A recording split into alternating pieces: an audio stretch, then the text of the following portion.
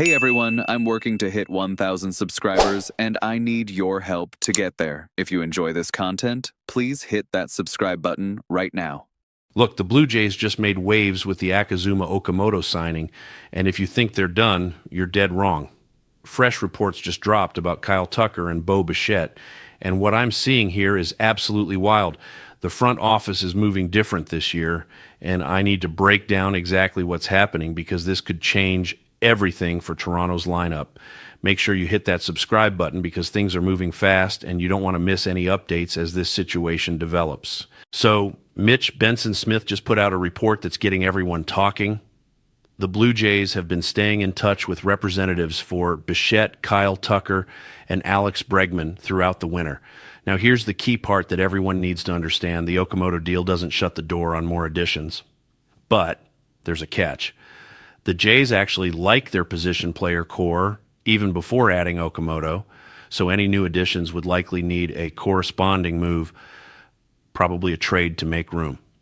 That's the reality of roster construction at this level. Multiple reports from Ben Nicholson Smith and others over the last day have been hammering home this trade angle. Before the Okamoto signing, there was talk about moves. After the signing, a trade is probably the most realistic path forward if they want to bring in another major piece. That's just how the math works when you're trying to balance playing time and roster spots. Now, Keegan Matheson, who's really plugged into the organization, said something that got my attention immediately. He doesn't view the Okamoto deal as taking the Blue Jays out of anything, Tucker and Bichette included. Think about what that means for a second. You can't be out of a market when you don't even know the cost yet. Everyone, Toronto included, is waiting on the right prices to materialize. And they're moving like a big market team now. And according to Matheson, they should keep that energy going. That's not the language you use when a team is finished spending. What's really interesting is we haven't seen the typical report that would pump the brakes on speculation. In previous years, when the Jays were done making moves, we'd get something from Sportsnet people saying they're pivoting to the bullpen or whatever. That hasn't happened. The silence is actually telling us something.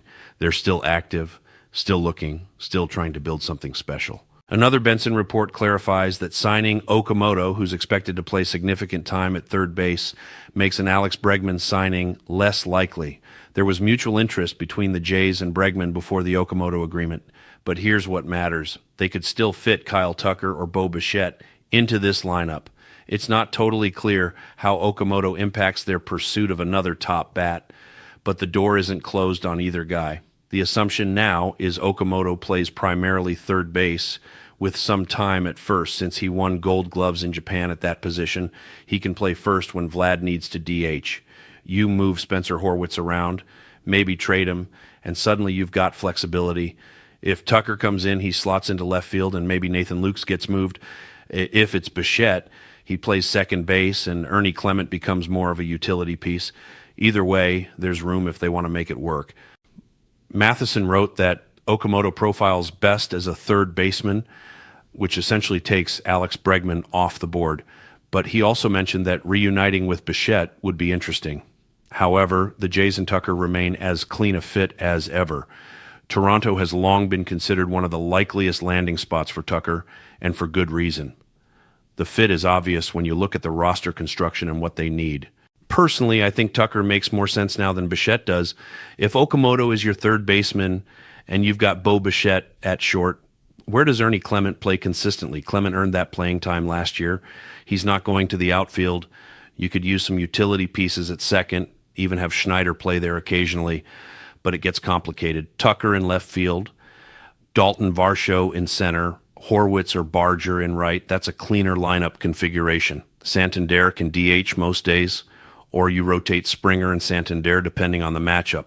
Against lefties, both of them can be in there. Against righties, Springer DHs, and you sit Santander. The versatility is there. Before the Okamoto signing, depth charts had Horwitz at third base with Clement splitting time between second and short. Now it's going to look different. If Horwitz moves to right field, Clement is your everyday second baseman. Maybe that makes it easier to pass on Bichette, save some money, and redirect those resources toward Tucker instead. Tucker in left, Varsho in center, Horwitz in right, Santander at DH. That's a legitimately elite outfield, arguably one of the best in baseball, depending on how everyone performs. Another report suggested that a reunion with Bichette could still happen, as could a Tucker deal. All these reports are pointing in the same direction. They're still pursuing Tucker. They're still open to Bichette. It's very clear at this point. But Tucker feels like the move that makes more sense given the roster as it's currently constructed. Okamoto can technically play outfield, but internally they view him as a third baseman.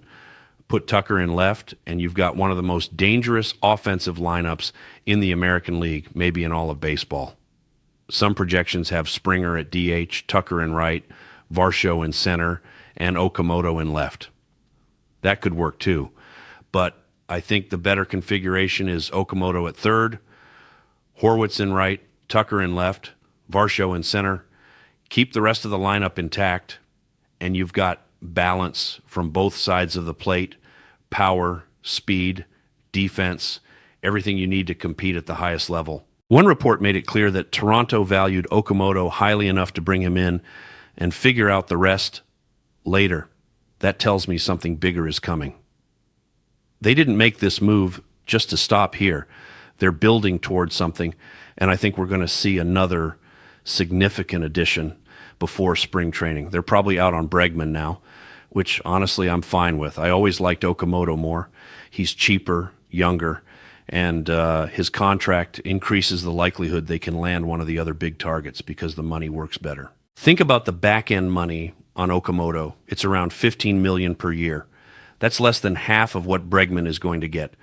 Bregman's probably looking at 5 years and $30 million annually, maybe a bit less. Either way, Okamoto is a shorter commitment with no opt-outs. His ceiling is high, and his floor is even higher because of his contact skills. He doesn't strike out much, has excellent bat-to-ball ability, and walks at a solid rate. He's not going to be someone who struggles adjusting to major league pitching.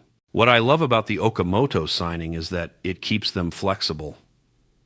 With his versatility defensively, they can still pursue Tucker or Bichette without forcing weird roster decisions.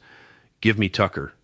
Make this an A++ offseason and position this team for a legitimate World Series run. After the support the fan base showed last year, even when things weren't going well, I think we've earned that kind of commitment from ownership in the front office. And based on everything I'm seeing, I genuinely believe they're going to deliver. These reports are incredibly encouraging. The Blue Jays aren't done. They're active on multiple fronts. Tucker or Bichette could realistically be added to this roster. And if they pull off one of those moves, we're talking about a completely different team than what we saw last season. I'll keep you updated every step of the way as more information comes out.